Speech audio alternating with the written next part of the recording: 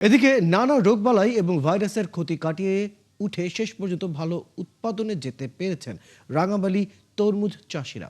বর্তমানে তরমুজের বাজারজাত নিয়ে ব্যস্ত তারা। কৃষি বিভাগের তথ্য অনুযায়ী রাঙামালিতে দ্বীপে এবার প্রায় 700 কোটি টাকার তরমুজ উৎপাদন হয়েছে। বিস্তারিত কামরুল হাসানের প্রতিবেদনে। বিস্তীর্ণ মাঠ জুড়ে তরমুজ আর তরমুজ, সবুজ লতার বুকে ছড়িয়ে আছে রসালো এই ফল। তরমুজের বাড়ি খ্যাত পটুয়াখালী রাঙাবালিতে এখন ভরা মৌসুম। ক্ষেতের কোথাও চলছে গাছের পরিচর্যা, কোথাও কেটে স্তূপ করা হচ্ছে পাকা তরমুজ। এরপর সেগুলো ট্রলি আর ট্রলারে তুলে পাঠানো হচ্ছে রাজধানী ঢাকা সহ দেশের বিভিন্ন জেলার বাজারে। রমজানের যে বাজারটা আছে এই বাজারটা যদি শেষ পর্যন্ত থাকে, প্রতিটা কৃষকই ভালো একটা লাভজনক নিয়ে বাসা যাইতে পারবে। আলহামদুলিল্লাহ, আল্লাহ ভালো বেচা কিনে দিয়েছে, ভালো বেচছি, ভালো লাভবান হয়েছি। শুকরিয়া আল্লাহর দরবারে লাখো কোটি। ফল আমি বিক্রি করেছি, ব্যয় ঢোকার পরে বিক্রি করে আমি খুব লাভবান হয়েছি। তবে মৌসুমের শুরুতে অজানা রোগ ও ভাইরাসে গাছ মরে গিয়ে ক্ষতির মুখে পড়েন বহু কৃষক। তারা জানান, সেই সংকটে তাদের অনেক পরিশ্রম করতে হয়েছে। মোটামুটি চারা প্রথম ভালোই হয়েছিল, তারপর মনে করেন কিছু চারা মানে মারা গেছে, মজি গেছে। একটা নিভৃতে প্রথম থেকে গাছ রিং রাউন্ড দিছি, যাওয়ানোর পর গাছ মারা গেছে আমার। এখন তো কোনো বিক্রি করতে হয়নি, কিন্তু যারা বিক্রি করছে তারা খুব ভালো দামে বিক্রি করছে। ব্যবসায়ীরা বলছেন, এখন দরকার অনুকূল পরিবেশ এবং ঠিকঠাক বাজার দর। এই জায়গা থেকে বিভিন্ন জায়গায় তরমুজ কিনছি, পাঠাইতেছে, কিনতে আছে। গতবার এবার ফলন মাশাআল্লাহ ভালো। কৃষি বিভাগের তথ্য অনুযায়ী প্রতি হেক্টরে গড়ে 25 থেকে 30 মেট্রিক টন উৎপাদন ধরে এবছর প্রায় 2,31,000 টন তরমুজ উৎপাদন হয়েছে।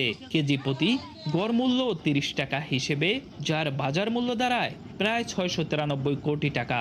রাঙামালী উপজেলাতে যে পরিমাণ তরমুজ আবাদ হয়েছে তাতে আমরা আশা করি কৃষকরা লাভবান হবেন এবং প্রায় 450 থেকে 600 কোটি টাকা পর্যন্ত বাজার মূল্য পাবেন। চলতি বছরে রাঙাবালিতে 8,200 হেক্টর জমিতে তরমুজের আবাদ হয়। 500 হেক্টর জমির তরমুজ ক্ষেত ক্ষতিগ্রস্ত হয়েছে।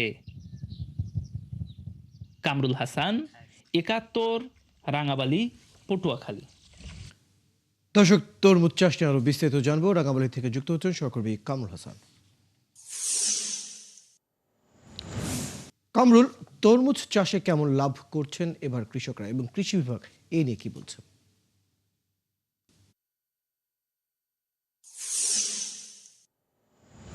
দক্ষিণ অঞ্চলে তরমুজ উৎপাদনে অন্যতম এলাকা হিসেবে পরিচিত রাঙাবালি।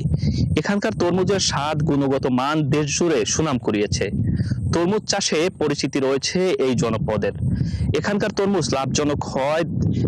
প্রতি বছর আসলে চাষিদের আগ্রহ রয়েছে তরমুজ চাষে, এবং সেই সঙ্গে বেশিরভাগ কৃষি পরিবার এই তরমুজ চাষের প্রতি আগ্রহ থাকায় এখানকার তরমুজের কিন্তু বেশ উৎপাদন হচ্ছে।